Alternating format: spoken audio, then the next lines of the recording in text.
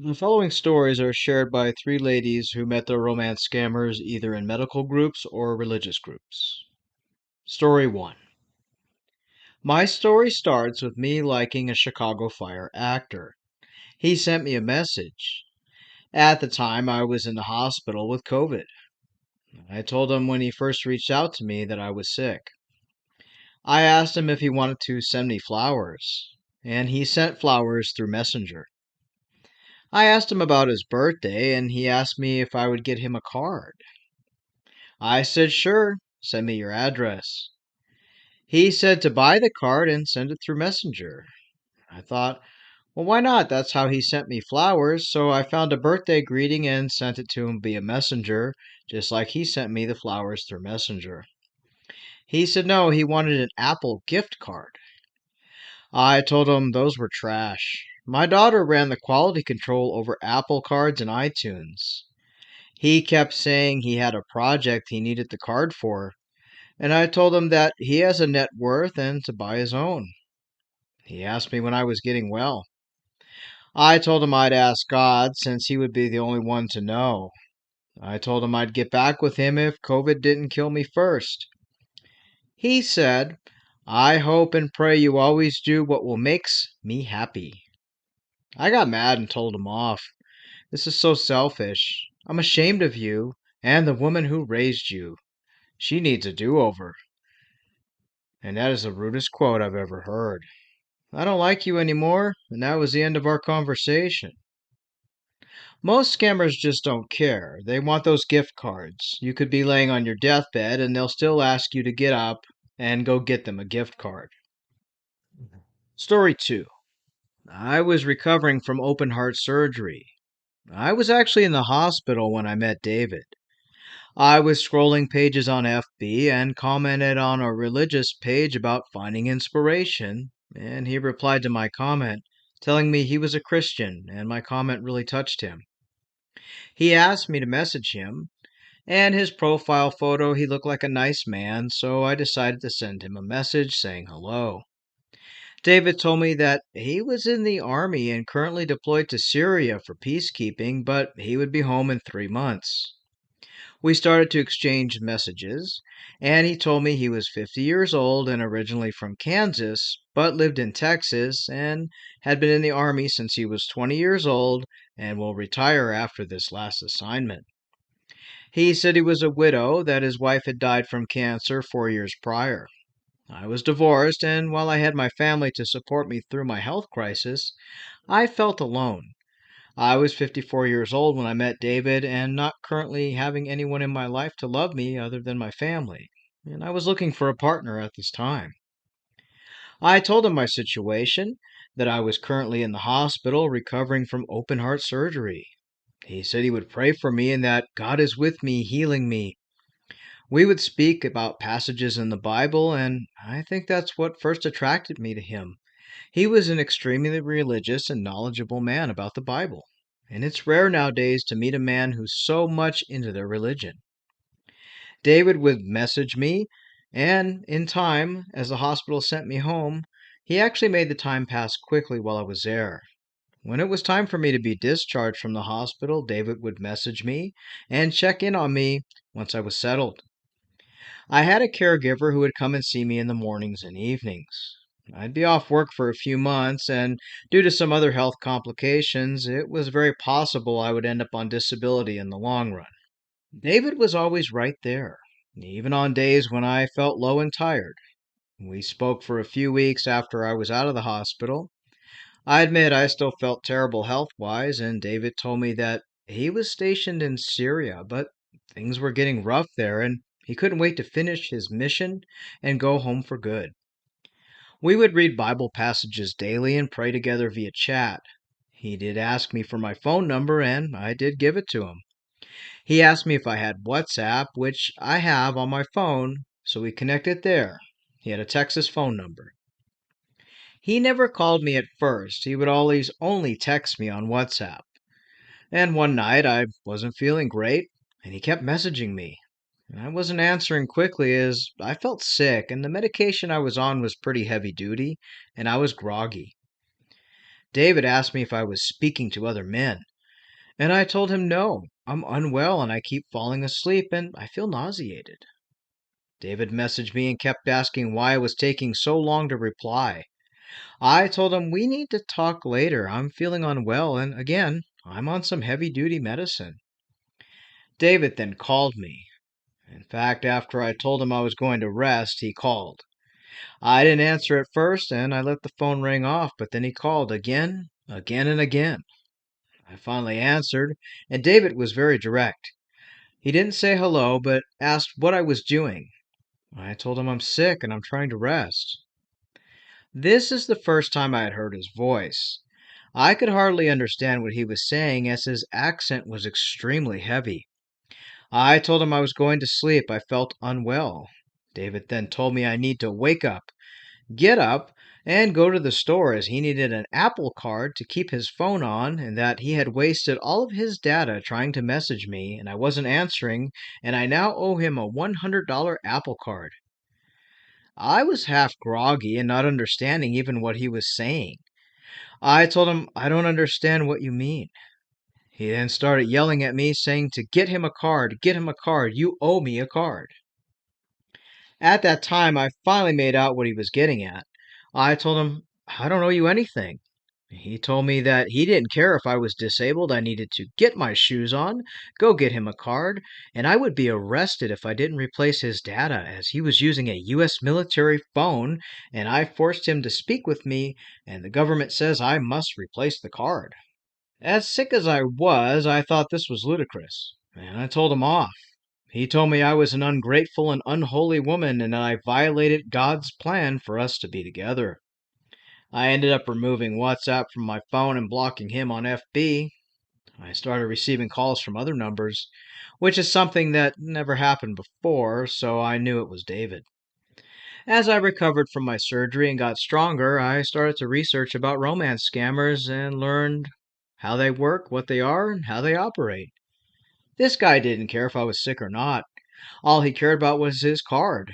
He went as far as pretending to be a Christian man, and in the end, he was nothing but a snake. Story 3.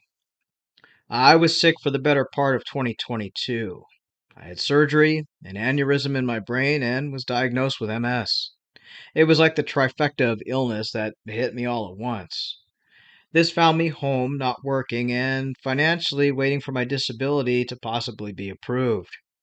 I ended up moving in with my sister, who wasn't the best nurse, and nor did I expect her to be, as she worked full time.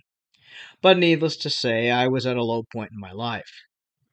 I started going online more and more and found myself on some groups on FB, including a recovery group for people who've had strokes, aneurysms, and other brain injuries. I introduced myself to the group, posting about what happened to me. And that's when Charles replied to me and said he understood and thought I was very brave. He messaged me telling me that his wife had died from a stroke 8 years prior and left him a single father with his daughter who was 10 years old.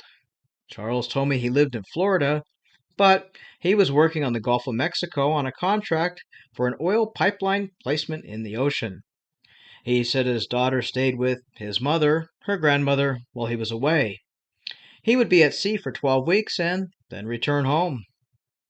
We friended each other and started chatting often. He asked for my email address and phone number. I told him to chat with me here for a while before we could talk on the phone, as I wasn't sure about giving my number out, but I think being so lonely and isolated, that wore me down, and I did end up giving him my phone number. He and I exchanged WhatsApp info so we could talk there, and Charles began to call me. My sister would leave for work in the morning, and Charles would call after she left. My sister was controlling in some ways, and I didn't want her knowing I was chatting to some guy I met online. I could just hear her now. She thinks everyone online is trouble. She would panic, thinking I gave him our address or something like that.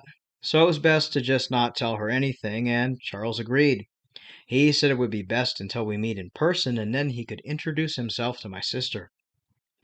Charles told me about his late wife and how she suffered, and he did all he could to save her.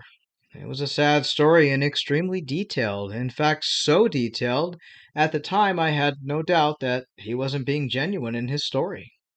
Charles and I voice chatted a lot. He told me he was born and raised in Sweden. His parents were from Germany, which explained his odd accent. He would call me daily on cue 10 minutes after my sister would leave for work, and we often chatted for hours. He would sing me songs and tell me how he felt about me, that he never felt these feelings since he married his wife all those years ago. He really worked his way into my heart and my mind. He didn't ask me for anything at first. He would check on me and be very caring. Even at night when my sister was home, he would just text me and then call me first thing in the morning when she left. The weekends were the hardest as my sister was home, but we'd always text. I had a lot of medical appointments, MRI scans, and things that really wore me down, and there were times where I would fall asleep during the daytime and not hear Charles's phone calls. The first few times, he was fine with it, but then it was like a switch flipped, and Charles started calling over and over until I woke up when I'm hearing the phone ring. He was asking me where I was, asking if I was out with other men on dates and ignoring him. He told me he always needed to know where I was. I told him no, but I do fall asleep. Charles then told me he'd been trying to call me from the rig he was on, and it was costing him money to keep trying to call me, and I was so selfish for ignoring him. I told Charles that wasn't the case, and I have days where I'm weak. Charles told me that he had used all of his iTunes card minutes trying to call me, and now he's stranded without a card because of me, and that he had bought the card before boarding the rig, and it was supposed to last, but because I was so rude and didn't answer his calls and he had to leave voicemail after voicemail, I owed him a brand new card.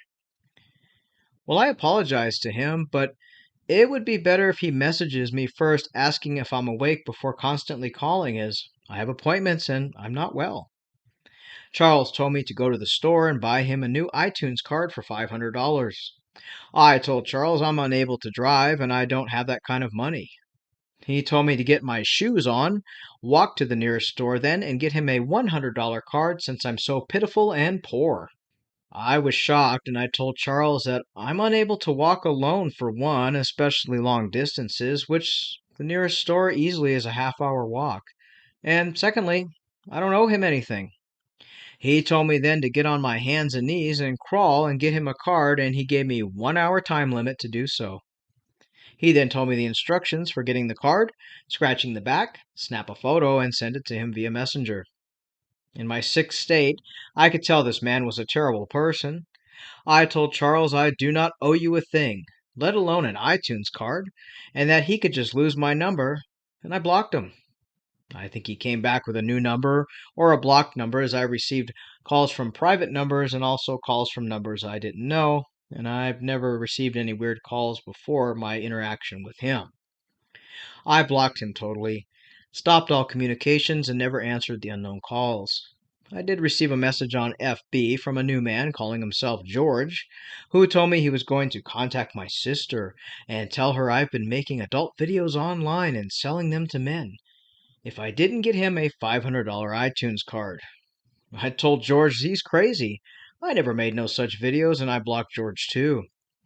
I never heard anything further, and my sister never got any messages from this George, or if she did, she never said anything to me, or maybe they landed in her spam folder.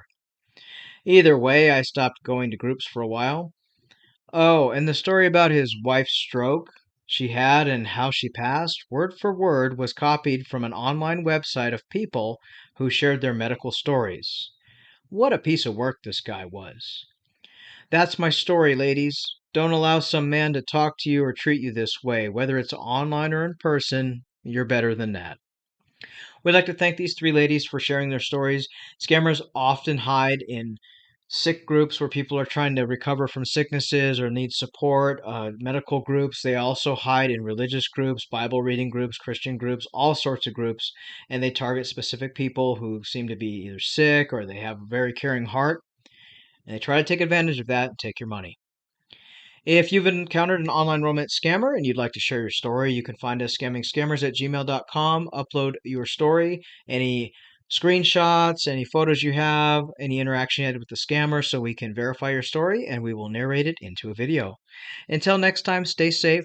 And no matter what group you're in or whether you're dealing with a medical issue or not, never give money or gift cards to people, especially those who demand it and command you walk to the store when you're not even able to walk to your kitchen. Stay safe, and as always, take care.